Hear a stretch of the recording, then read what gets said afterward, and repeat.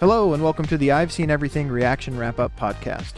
Here is where I share my thoughts, reactions, and review for my latest reaction videos. To find these full reaction videos, please search for @SeenEverything over on YouTube, or check the description of this podcast for more information. Also, please remember to rate and comment on this episode, and follow the podcast so you can see when I'm putting out new wrap-ups.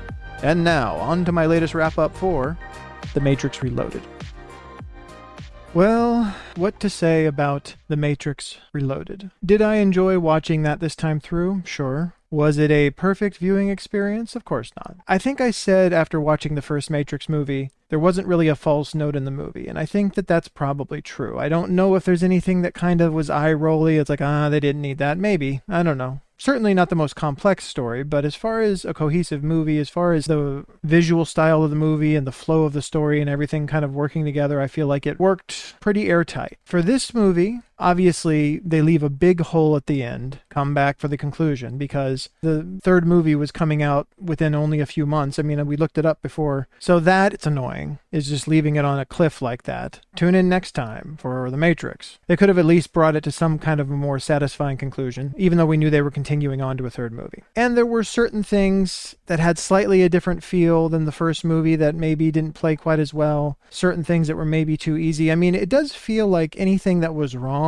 or anything that, was a little eye-rolly could have been fixed pretty easily. I mean, I don't think any of us are sad to see Neo be able to save Trinity. And there was somewhat of a mirroring of that scene to the scene at the end of the first movie where Neo, for all intents and purposes, is dead and is brought back essentially by Trinity in a different form, but is brought back. I think it was more this kind of thing with Trinity that she's dead, and then all of a sudden Neo just decides nope and just brings her back. So maybe that was just a little too easy. Maybe it should have been harder. Maybe it should have had to work for it more. It should have been more in doubt. Just adding a little bit more to that as far as the writing of that part of the movie would have probably helped a decent amount, I would imagine. There are people who think maybe they went too far with the ghosts and, all these other kinds of things. I liked the idea of what the Oracle was talking about, vampires or ghosts or different things, spooky things you hear legends of are actually programs not doing what they're supposed to. I would have liked to have seen a representation of that maybe where they were scary, like it was imposing, like you see them maybe even represented as vampires or these different fearsome creatures, but then reveal somehow to be something different, kind of rogue programs within the Matrix, have it connect to that, but have it be scarier, more imposing. I mean, the whole Merovingi thing, and this is nothing against the actor, it's nothing against any of it, it's just except that character and that whole kind of world surrounding it. He was supposed to be this big, scary person, and he was a Weasley coward. It was kind of a letdown. Okay, have him be this kind of powerful figure, even this maybe kind of mob boss figure, or just this rogue program who really enjoys being able to basically play God and have whatever he wants. Maybe take out the creepy roofied cake part, digital or not, but instead of making him a Weasley coward, make him scary, make him imposing,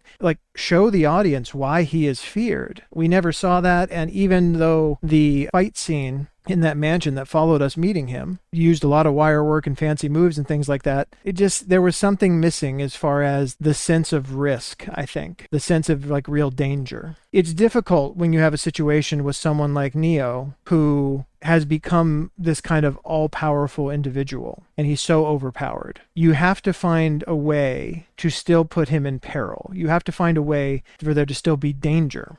And I feel like they kind of did that with the whole Smith thing. That whole dynamic of, okay, well, you are this savior figure within the Matrix. You are this all-powerful figure that they've been waiting for, and you're starting to realize your power. Well, here is your opposite. Here is the Antichrist, essentially. And not only that, he is able to replicate himself. So there is an infinite number of him. And he's almost as powerful as you are. Or his power, at least, is increasing. But again, fighting an infinite number of him. This is a good way that you can actually put Neo in peril, and him even trying to turn Neo. would have been interesting to see that happen more often. Again, with more of them trying to do it and Neo really having to fight it off to keep it from happening. Just certain things like that. But I would say the dynamic with Smith worked a lot better. But you then get to a point, because of the existence of those things and because you've elevated in certain places, where, I mean, I said it during the movie, I was glad to see Morpheus getting some more fight time. But fighting against your average agents now, even though it's still difficult for Morpheus, it feels like we've elevated past that. So it feels like it creates kind of an imbalance because we have people operating on different levels. Just more of a cogent strategy there. Again, I feel like the movie, even if you made changes, you don't need that many changes. But just some key changes here and there, I think, would have made a real difference. The architect, when we meet him, I don't think you take out the part with the architect. I don't think there's any problem with that. I think that you have been building up to this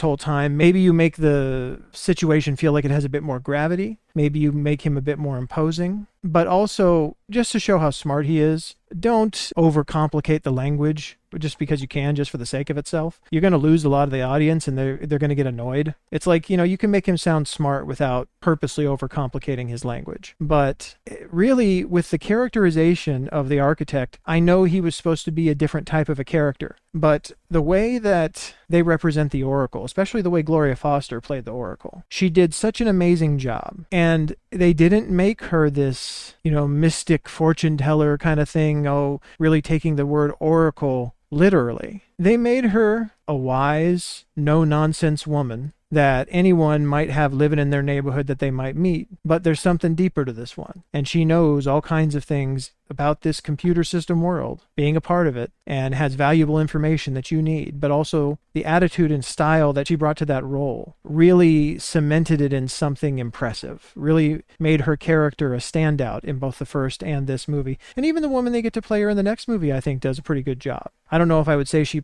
surpasses Gloria Foster's portrayal, but they could have used something like that, something of that gravity in a different direction with the architect, I feel like. So those are just a few little changes. Overall, it's still a good movie. I still like it. I still think it's a solid entry into this franchise. And we will see how this part of the story ends next week when we watch the third and final movie in the original trilogy. And then beyond that, when we continue to the fourth movie, which is potentially, if the fifth one does well at all, potentially the first movie in the second Matrix trilogy. So we shall see. I appreciate you being here to watch this one with me, and I will see you on the next video. Take care.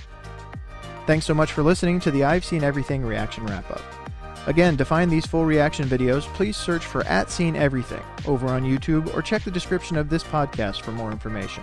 Also, please remember to rate and comment on this episode and follow the podcast so you can see when I'm putting out new wrap-ups. Thanks for stopping by, and I'll meet you here for the next episode.